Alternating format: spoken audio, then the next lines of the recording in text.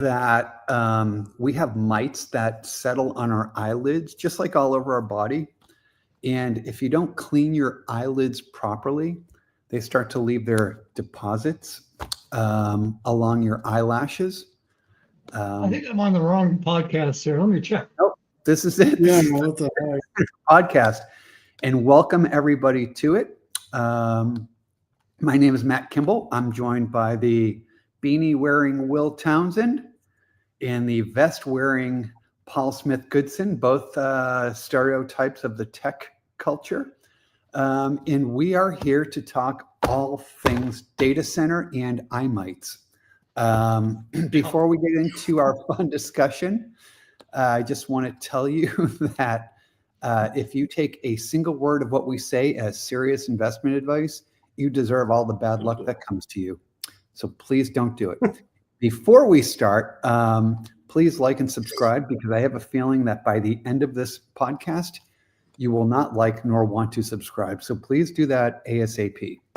And let me just finish on my thought, guys. So dust mites, if you don't clean your eyelids properly, they eventually leave their deposits and you start getting like a red rim around your eyes that you have to use a cloth to wipe out. And if that doesn't work, you need drops. I won't tell you how I know this. I will just tell you I know. And if my eyes look a little redder today, I'm going to leave it at that. Okay? Okay. All right. Any questions for the teacher? You know, when you get to quantum iMites, let me know. I have quantum resistant iMites. All right, here we go.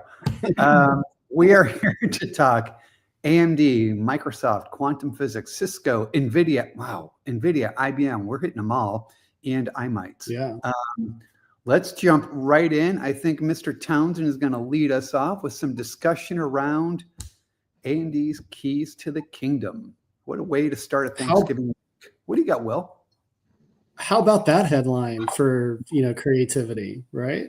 It's okay. It's not Paul Smith-Goodson level, but it's good. It's adequate, right? So, well, hey, so this is related to a recent announcement by AMD, Cisco, and Humane. They're forming a joint venture to deliver world-leading AI infrastructure for the Middle East, Saudi Arabia, the UAE, that whole area of the world. And this builds upon a very, very strong partnership between Cisco and AMD with smart switching and scale up and scale out networking and that sort of thing. Basically, the joint venture is to deliver up to 1 gigawatts of AI infrastructure by 2030, starting with a 100, megawatt deployment in the Kingdom of Saudi Arabia. And I like this. Matt, you and I have been talking about NVIDIA versus AMD, and AMD is very, very quickly, positioning themselves as, a very strong number two, not to quote Austin Powers, but I think there's a lot of goodness with this, and it just continues to solidify that strong second position to NVIDIA. I like this. Cisco is innovating like nobody's business these days. They're, and I'm going to talk about this a little bit, more and with my second topic. But they're beginning to morph from just sort of a network only solution provider to an AI infrastructure provider. And I like this, and I like the opportunity for AMD. I like the opportunity for Cisco, and Humane stands to benefit. That part of the world wants to lead with respect to AI data center deployment. And I think this is a strong, indication that they can get there. So what do you think, Matt? I know you've got some thoughts on this subject. Me? I never have thoughts. I'm just a good-looking guy. I'm just a good-looking talking head, like a newscaster. There you go. So here's what I think, and I'll be quick, and I know Paul has thoughts as well. I think the AI game is wide open. And I think AMD trying to attack NVIDIA on a kind of frontal assault kind of model where, you're going in and you're going into, the kind of the foundation models here in the States and trying to replace them. is a waste of effort. I think going to where the greenfield opportunities are is really, really smart. And I think these kinds of wins are going to all collect over time and give AMD a strong gravitational force in the AI space as it relates to training. I think inference is wide open. And I don't think that's anybody's game. I don't think it's NVIDIA's game. I don't think it's AMD's game. I think it's both of theirs and then a whole bunch more. Broad. Yeah. Yeah, it's super broad, right? Yeah. Yeah. But I think on this training side, I think I like what AMD is doing. And, you see what's going on with Cisco and Humane. You see that Oracle's deploying, OCI is deploying a bunch of AMD. You see Azure is going to stand up more AMD. You see the agreement with OpenAI and kind of investment in building their ecosystem. And before you know it, you wake up one day and you think, CUDA, who cares? Because all of these parties working to optimize ROCm as a development platform for AI are going to build in the richness and the touch points with CUDA, so that that moat that has been built is going to be torn down completely. And that's where I think AMD has a competitive advantage, because their hardware is actually their chip is actually a better chip design than NVIDIA's right now. When you look spec for spec, when you look at HBM, when you look at core counts, it's actually I don't want to say better. It's a very, very strong part. And where AMD is killing them is on the software side. So I think this is a really good play for them. And Paul, I'll let you jump in. Sorry. Yeah, I don't have a lot, but when you look at the partnership, it's a high stakes competition. AMD's in a really competitive market, with NVIDIA. And you got to make sure that it's 450s. I think 450s are not only competitive in performance, but that it can keep up with the manufacturing and allocate hundreds of thousands of these chips for this joint venture, and then take care of the rest of the hyperscalers that need them. So, yeah.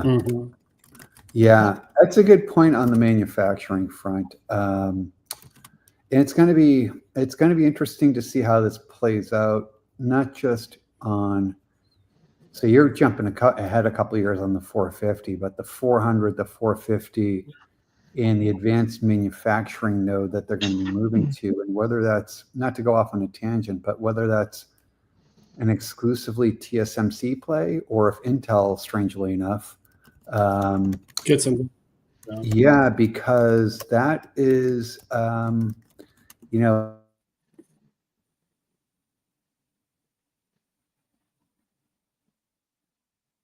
we lost him. Can you hear me? We lost you, Matt. Yeah. Yeah, we lost him. Those eyelid mites got to him. Well, hopefully he'll come back here. Yeah. Because he's our showrunner. Yeah.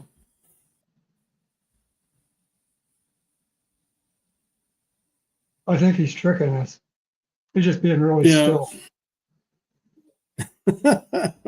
And I think I just lost you guys. How do you like that? Oh my goodness. The joy of going. Where did you guys? What happened? I'll tell you what happened was I had my VPN on, and I love ExpressVPN. Shout out to ExpressVPN, but this happens on occasion where it just seems to lose its way, and before you know it, I've got spinning wheels. Where did you guys lose me? Did you lose me at hello? Yeah. Pretty much.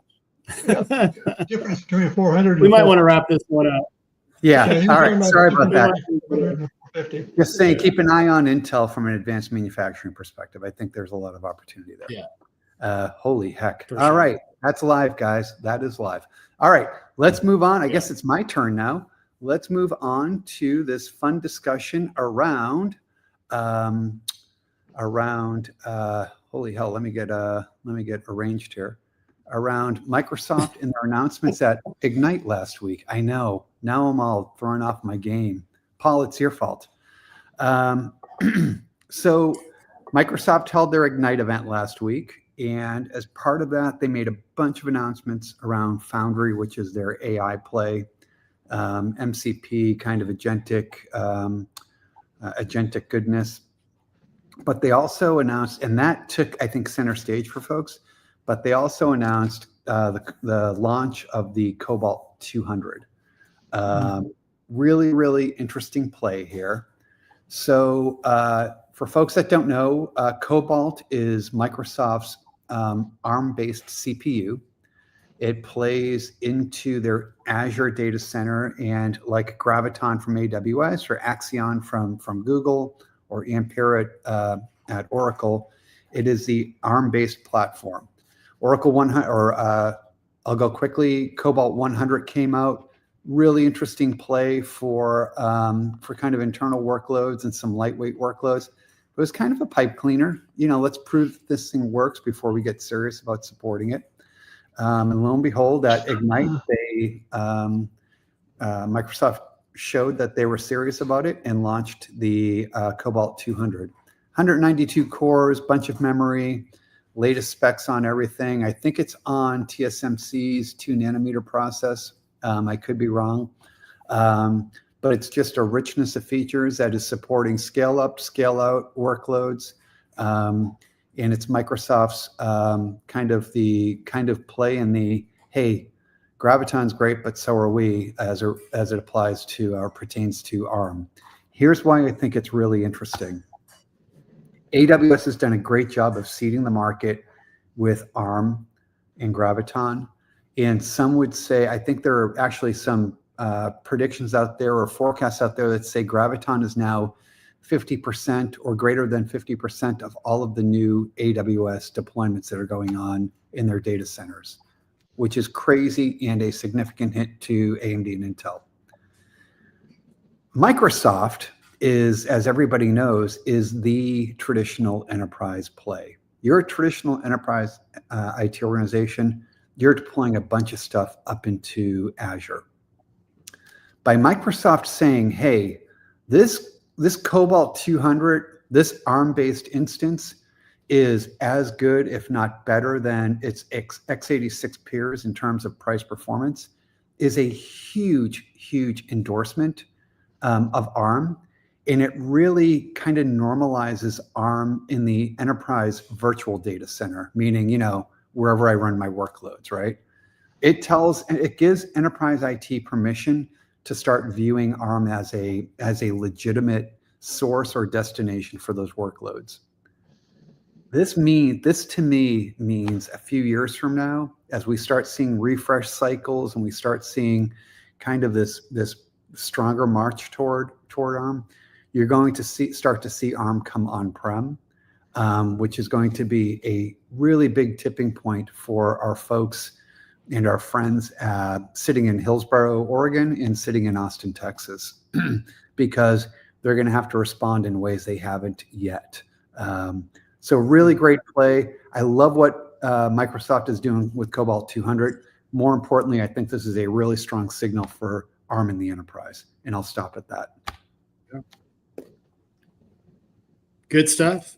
Nothing to comment on there, Matt. You guys are boring. No feedback. What are you already thinking about turkey? It's Monday, and I'm already thinking about turkey. So. Paul's looking at me suspiciously. So this is not a good start. Well, it involves transitioning a big chunk of a multi-billion-dollar global data center to a custom design processor. It's got to be kind of a nail biter, I would think, Well, here's what's so interesting about what they've done, and I'll go quickly so we can transition and we don't have any more pauses and breakups. Here's what's really interesting about that, Paul. The way that AWS handled Graviton, the way Oracle's handled Axion, and the way Microsoft has handled Azure is deploying is easy. It's just a standard server rack. Well, that's not the case with AWS because they do things differently. But it's just a standard server with standard tooling. And they've built enough abstraction that porting workloads and moving workloads is simple as point and click. You don't have to go down to binaries. You don't have to recompile. You don't have to do any of that weird low-level stuff because everything sits on top of an abstraction layer. And so it makes it far more easily. Oh, and by the way, for where you are running things raw, databases and things of that nature, every major software vendor has built in the hooks for ARM so that it is as supported as its x86 brethren. So that nail-biting functionality that existed a few years ago, it's largely going away. And it's going to go away more and more as we get closer and closer to this kind of end state of just autonomous data centers. So super fun stuff. Yeah. Okay. Anyway, shut up. And we're going to jump on to QEC versus QED. Will, you are so impatient. I can't stand you today. Oh my gosh. Somebody cut his camera. All right. QEC is QED. This is a boring headline, Paul. Not like I you. know it. Jump in. It's exciting stuff behind it. Let's go. You guys know what QEC is, quantum error correction. And I know you know what QED is. So I think IBM and III will solve the quantum error correction problem or made a big contribution to it. I mean, error correction has been a problem for years with quantum. You guys know.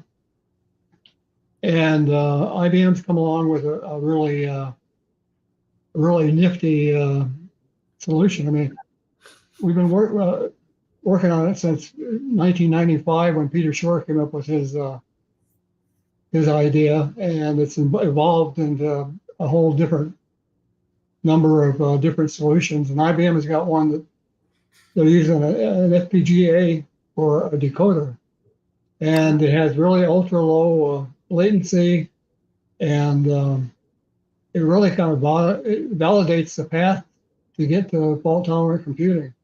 I mean, I was really surprised for it. They just put the paper out, I think it was this month, about it. The project was, if you look at the IBM roadmap, they completed a year ahead of time, and I think the FPGA solution contributes to that. So it has to be fast. IBM, is superconducting, and a quantum computer operates. IBM quantum computer on superconducting operates on microsecond time scale, so everything's got to be really fast. The superconducting qubits have got a short coherence time, a couple hundred microseconds. So that tells you there's a lot has to be done in that time. And a quantum state, you'd like to have the quantum state hold up as long as possible, but it degrades really fast, and you can't just simply fix an error. You've got to find it, and then you've got to correct it faster than new errors come in on top of it, because that'll cause the system to go upside down. So it fundamentally requires full-time decoding, and you can't let a quantum circuit run more than one or two operations, or if you get behind it, then that's what happens. What IBM has done is implemented a special algorithm, and they've done it on an off-the-shelf AMD FPGA. It's not anything sophisticated. I mean, it's literally off the shelf. And then they implement this algorithm on it, and that translates syndrome data from a circuit into error correction information for codes that sit inside the processor. Syndromes are, I don't know how to explain it. Syndromes are kind of like diagnostic patterns, or they're like error signatures or something that indicate something's gone wrong with the qubit. And it does that it doesn't destroy the qubit or the quantum information, which is important. Syndrome is kind of like a lights on a car dashboard. I mean, tell you there's a problem. Maybe the generator's gone out or something, but you don't have to take the whole engine apart to find out. So that's why this is kind of important. I mean, they can find out where the problem is and what the problem is in a circuit. And there's a long process that it goes through. Basically, checks for relationships between not only one qubit but multiple qubits, and then the measurements are the ones that are produced. They produce the syndrome data, and out of that syndrome data, then a pattern of different measurements come out of that. So they know where the error is, what qubit it's on, how to correct it, and that type of thing. So anyway, it's really neat. The FPGA can finish a decoding task in under 500 nanoseconds. Oh wow! Like I said, it's just standard off-the-shelf FPGA. Nothing custom about it. And because of the cycle times are so fast, this FPGA corrects the problem 20 times faster than it really has to. So there's a lot of room, a lot of overhead for it. So I'm looking forward to more on it, and I think it does in fact outperform GPU-based solutions by about an order of magnitude. So. Hey, Paul, quick question for you before we go on to Will. So you mentioned, they're using an off-the-shelf, I'm guessing Xilinx, AMD FPGA to kind of drive this. Is that something that eventually becomes an ASIC? Yeah, I would think so. Yeah. Yeah. Okay. Yeah. Okay. Gotta have the timing, though. That's the problem. Yeah. If you look at the GPU, the time it takes a GPU to initialize exceeds the entire decoding time of the FPGA. So that's incredible. That is incredible. Wow. Yeah. Quantum is real, baby. Yeah. We've messed around with error correction for so long. I mean, this kind of proves that error correction can be done, with something existing and it's affordable. You don't have to have any unique or wild configurations to do it. So. Paul, I've been messing around with error correction my whole life. I know. Type of error correction. How long have you been married? This predates marriage. All right, here we go. All right, let's, because that's my therapy session, which follows this. Hey, Will, so Cisco's AI ambitions. Cisco has AI ambitions. What? What's this? What is this? I think they do. Yeah, you and I have been to a couple live events. So yeah, so I wanted to start broadly and then talk about a specific recent acquisition that Cisco has made. But if you look at the last 18 months, I mean, Cisco has been sort of on an innovation tear, and it's not just been focused on its traditional networking infrastructure, right? So it is a wholesale sort of reimagination of the portfolio. They are simplifying the portfolio, moving away from Meraki and Catalyst because that was something that needed to be done for quite some time. They are tripling down on security with G2 Patel. Now, we've mentioned how G2 is the president and chief product officer, managing both the networking and security portfolios. And Cisco's strategy is to embed, integrate security into the networking layer. Very different than, say, Arista's strategy, where they're going to focus on networking, what they do well, and they're going to partner with best of breed from a security standpoint. But it's just been a lot of innovation. Hypershield, Agentic Ops most recently, and AI Canvas. And AI Canvas is something that I wrote about in a Forbes article this year. And so sort of to continue that innovation momentum, Cisco announced its intention to acquire a startup and closed it very quickly within a matter of a couple of days. The company is Neural Fabric. And they weren't on my radar screen, but apparently they have some fairly deep capabilities from an IP perspective that Cisco believes is going to help them develop and strengthen that AI canvas piece of their portfolio, which I refer to as the tip of the spear for a lot of what they're doing. If you're not familiar with AI Canvas, it's a customized, highly generative dashboard that they are basically deploying across the entire portfolio as sort of a single pane of glass. Apparently, what Neural Fabric brings is some strength with helping to develop smaller language models, streamlining training, and providing flexible deployment options. What I find interesting about this acquisition is What's the name of the company again? What's that? What's the name of the acquisition again? Neural Fabric.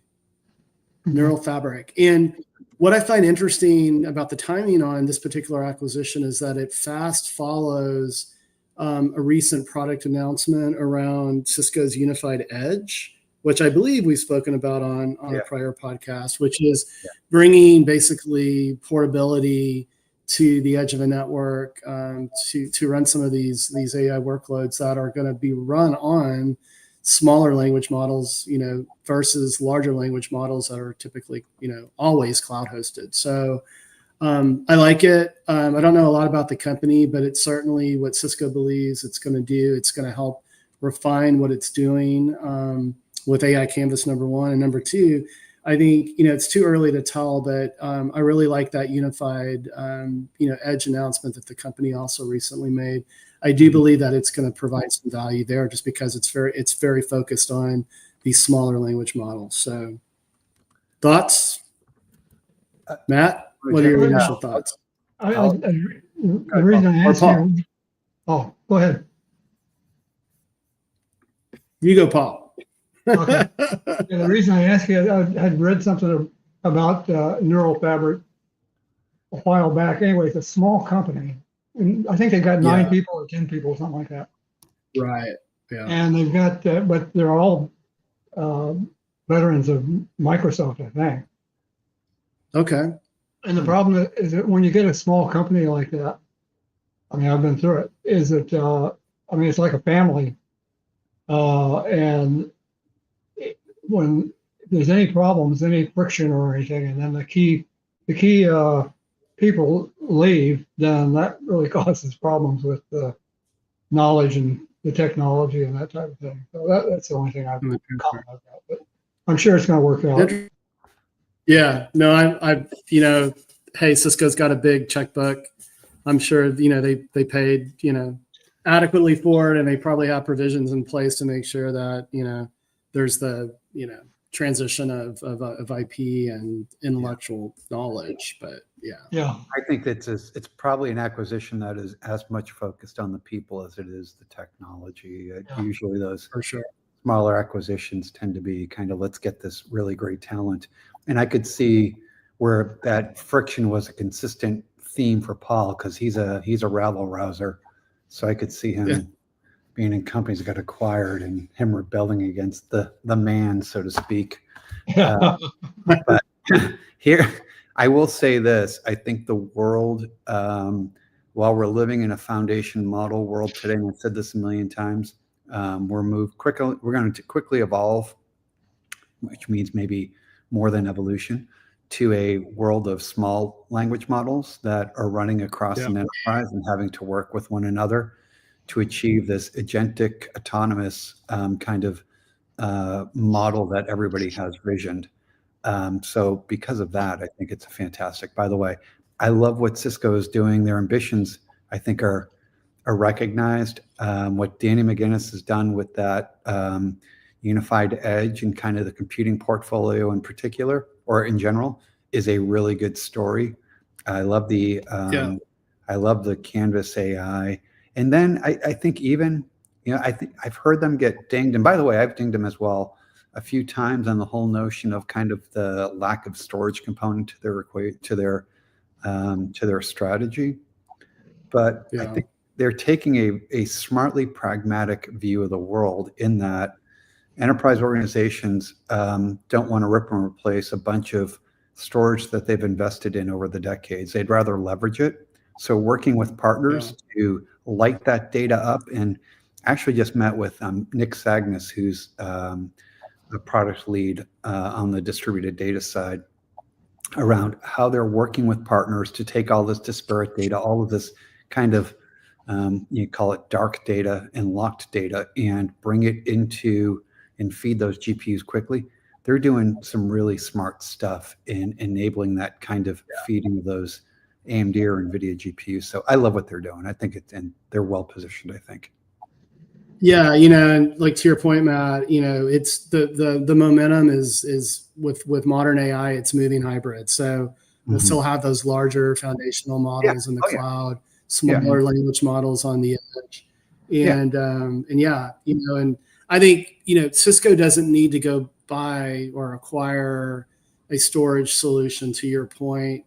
That there's value in working with, all of the, storage solution providers out there, right? Yeah. Because to your point, storage typically gets installed and it's around, for decades, right? Yeah. So I don't see any value in Cisco having to acquire a storage, solution to sort of complete their broader AI ambitions. And by the way, the stock has been on a tear as well. So Wall Street is also embracing what we're talking about today. Yeah. So. Yeah. If you look, look, VAST is like the darling of storage and data management in the AI era, with good reason, because it's amazing technology. And Cisco has a very tight relationship with them. Pure has a very strong reputation and position in enterprise storage. And for those enterprises that are evolving to this AI model, and Cisco has a great relationship with them. NetApp, likewise, Cisco has a great relationship. So they're leveraging what is already sitting in your data center or what you're thinking about to enable. So I think they're good. And by the way, I disagree with you on one thing there. I don't think small language models are the exclusive domain of the edge. Small language models are going to sit in an HR department that has an HR specific model. They're going to sit in an ERP or a supply chain team that is using supply chain management. Yeah. They're going to across, and they're going to talk with one another. Sometimes they're going to talk to foundation models as well, and sometimes they're just going to run independently. But I think they're going to be everywhere, and that's where I think this is going to be a super interesting. I know you didn't.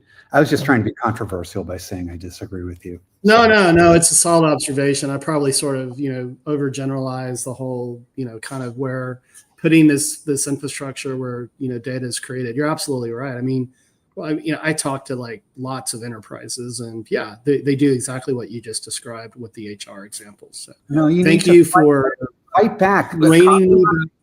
Controversy in this Discord is what drives viewers. You got to fight back. Right, Paul? Right. Yeah, you got it. Thank you. Lover, not a fighter. There's an argument on both sides of that. All right, here we go. Let's go on to the next one. This is a good one. Struggling with AI chips. Here's a thought. That sounds like a Paul Smith. That sounds like a proper Paul Smith Goodson headline. However, it's not. It's mine. It's how you rip off Paul. And I didn't use ChatGPT. So I kind of put this out there because I was interviewed. NVIDIA had their earnings announcement. I think it was last week. And in there, they talked about supply chain challenges heading into 2026 and beyond. And I got pinged by a couple of journalists on, hey, what does this mean, right? And it got me going down this kind of exercise of kind of thinking this through. And I just kind of want to talk it through a little bit. So supply chain issues around NVIDIA are real. Supply chain issues around AMD are going to be real. But here's what I think is going on in the market. I think we're looking at things a little bit too narrowly. And I think we need to kind of step back, especially as we get to enterprise AI. We need to step back and think about what we're talking about.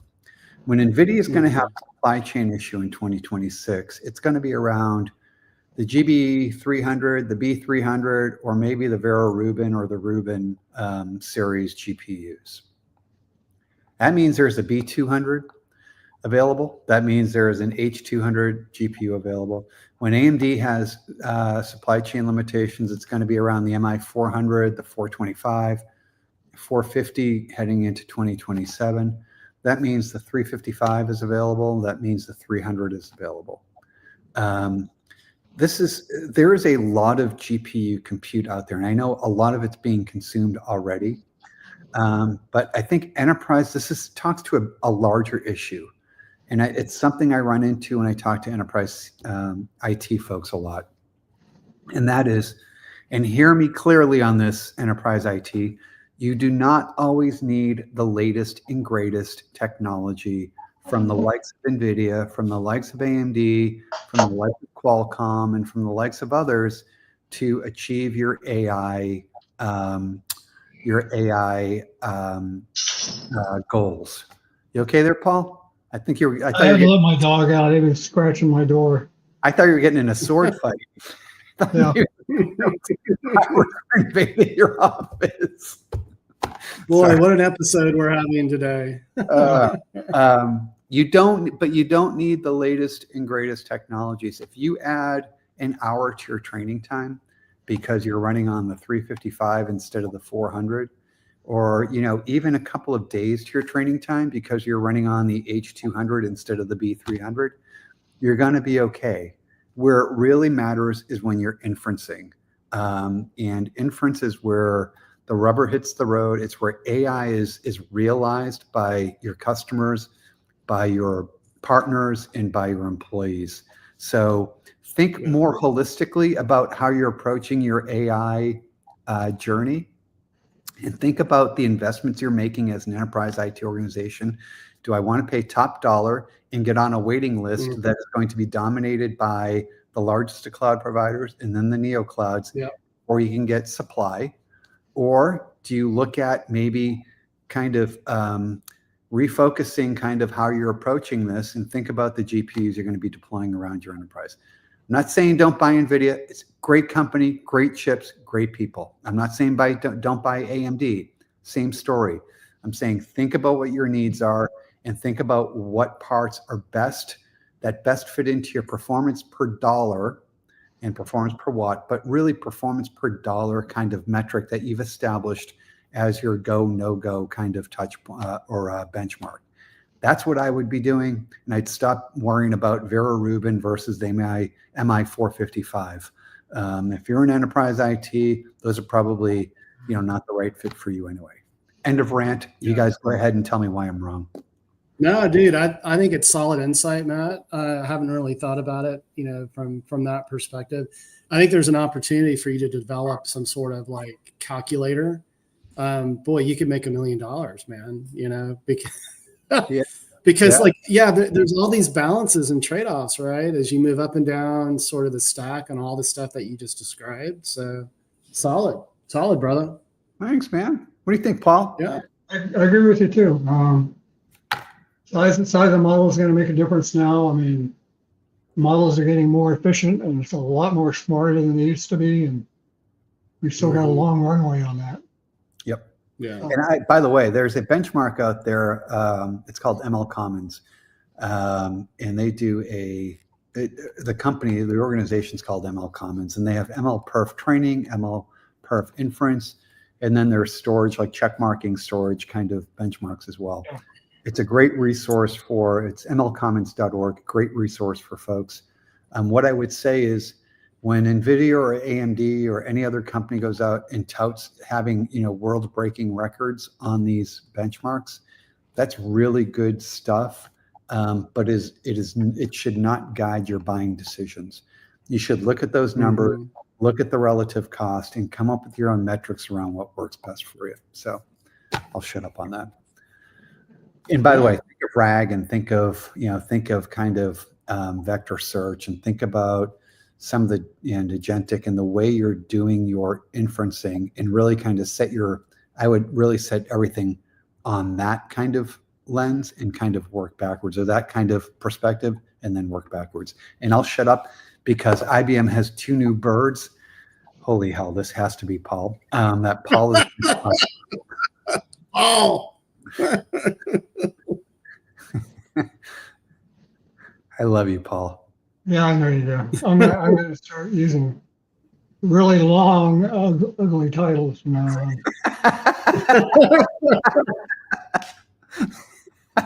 Oh, Two new birds. I love it. Yeah, IBM had a conference in Atlanta for developers only. Well, not only, but by invitation only. There was developers and leaders in quantum, and they made a bunch of announcements down there. One of them is that they're bringing out two new processors. One is called a Nighthawk, which is a bird, and a Loon, which is also a bird. In case Matt didn't know it.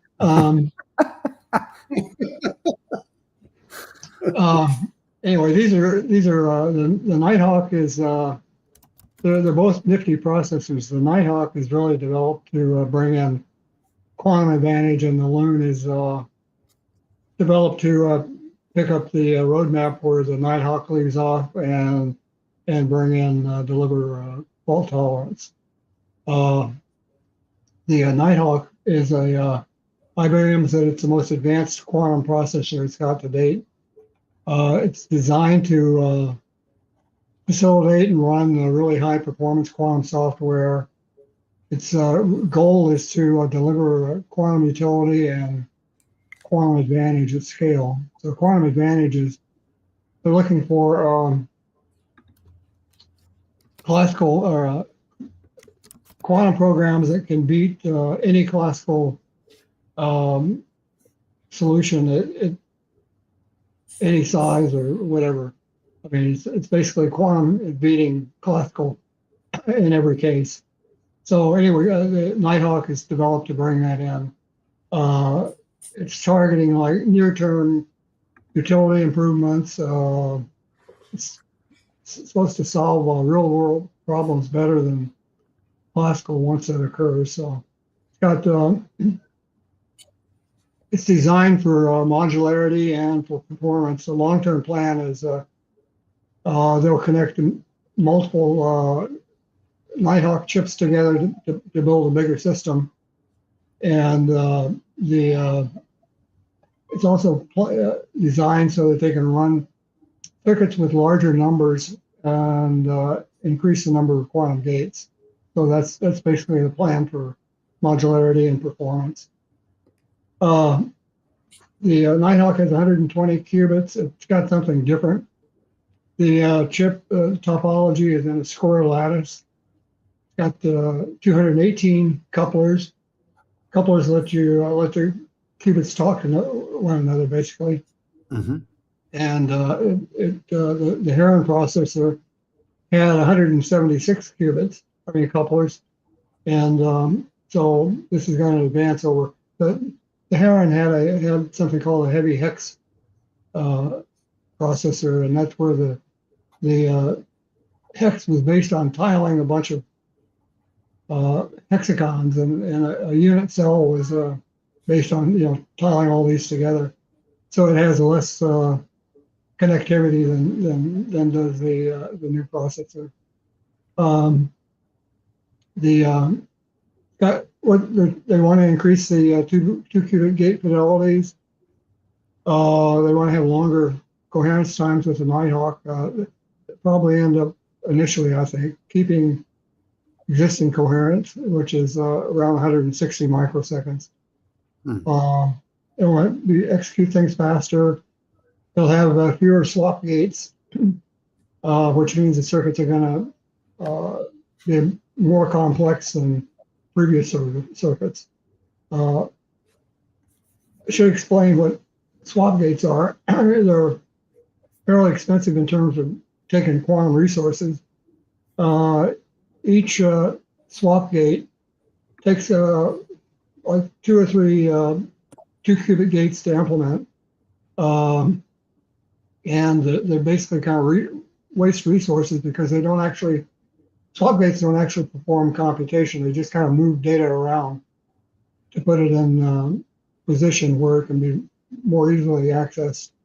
And a swap gate will actually do some of the coherence budget. I mean, when you're doing a second, an operation in a second, and a typical group of operations in 10 seconds, then you have not 10 seconds, 10 microseconds. It has to be very fast. So anyway, that's the Nighthawk, and it's a about 30% improvement over what the existing Heron processor can do. The other bird is called the Loon. I think I would change the name of IBM on that one, but it's basically a proof of concept processor to test ideas out and configurations out for a quantum supercomputer or fault tolerance. It's a blueprint for building a massive fault tolerance machines, and it's going to validate some of the architecture they've got planned for it. The quantum QLDPC, the low density parity check codes that are used in error correction. They'll be testing some of that out. It's got, I think I mentioned it, it's got six-way qubit connections, got better layers of routing on chip circuits. And one thing it's got that's important is fast qubit reset. Excuse me just for a minute. I'm going to have to walk this dog out. Sure. What an episode. I got a sign on my door, but they don't read that. That dog needs to pay attention. Needs Yes, to read. I know. Anyway, it's got a fast qubit reset, and I won't go into a really long explanation, but you need to reset the qubits when you get through with an operation. It's like if you're in a car and you want to turn left and you turn the steering wheel left and you never turn it back straight again, you're always going to go in a circle and you're going to collide with something. And that's what happens when you don't reset the qubits that have been in an operation. There's a big long process that goes on in order to do that. So anyway, these are two new processors. They're both got really good architectures, and I think they're going to do the job for IBM. Like I say, one is the Nighthawk is going to bring in quantum advantage, and the Loon is going to bring in fault tolerance. So, well, just like your error correction being a lifelong adventure, I've been turning left my entire life in circles. So I'm there with you on that. By the way, a Loon is a duck. Yeah, I would have gone with a more, I don't know, a stronger bird. Yeah, like Fire Eagle or something. Yeah, or at least a vulture. I don't know. Vulture's kind of. I like Vulture. I like Nighthawk. I think that sounds really cool. That reminds me of with Knight Rider. Yeah. It does. Anyway, hey, listen, fantastic. IBM's killing it. We're coming up to the end here. I know we're gonna have to move through quickly, but before we do, it's Thanksgiving week. I'm gonna put you two on the spot. Besides myself, I want you to tell me something that you're thankful for on this Thanksgiving week. You can't, again, don't talk about me. Just talk about something else you're thankful for in this world. I'll start. I mean, I'm just thankful that for the last almost 10 years, I've been able to do what I truly love doing for work. That hasn't always been the case. For 30 years before I discovered my industry analyst, opportunity. So I'm just very thankful that, I can do this with you guys. Like I can write, I can do video work, and I'm looking forward to a very exciting 2026. So that's what I'm thankful for. Right on. Right on. How about you, Paul? I'm thankful for me.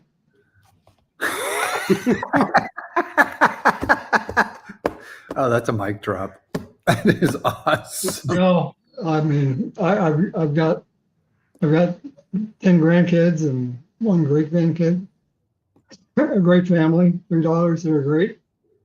I have had a superb life. I mean, literally. I mean, if I could wish for something, I wouldn't have anything to wish for. Awesome. Will you wish on my behalf? I have a list I can give you. And I'm also yeah, I'm also thankful for these house shoes that I'm wearing today. I am. So you kind of stole my thunder. I'm kind of thankful for just it all. I mean, it's like sometimes you get caught up. It's like I was in this phase about a week ago, traveling everywhere, no rest, Yeah. you're working hard, you got all these personal things going on, professional things going on, and it's easy to feel overwhelmed and like miserable. And then you step back and you're like, you know what? I got it pretty good. I'm complaining about the wrong things. Be worse, yeah. Yeah. So Mhm. yeah, I'm thankful for how blessed I am. And yeah, anyway, I that's it. told my kids one time, if you have to walk every place you go, you're going to be thankful that you got a bicycle. If you have to ride a bicycle every place you go, you'll be thankful for a car. So Yeah. regardless of what you've got, there's always something more that. All relative. What if you have a All car? relative. What if you have to drive everywhere in a car? What do you do? Well, you can have an airplane. I'm waiting for teleporting. Yeah. Anyway. Yeah. Hey, listen, guys, fantastic conversation. Thank you for the time. We're going to close out this podcast by saying, if the last 45 minutes didn't convince you, we have no idea what we're talking about, and you shouldn't take our advice for investing, then God bless you. Go at it, and you're on your own. And there goes Paul sword fighting again. Yeah. But we do ask that you like and subscribe. We do.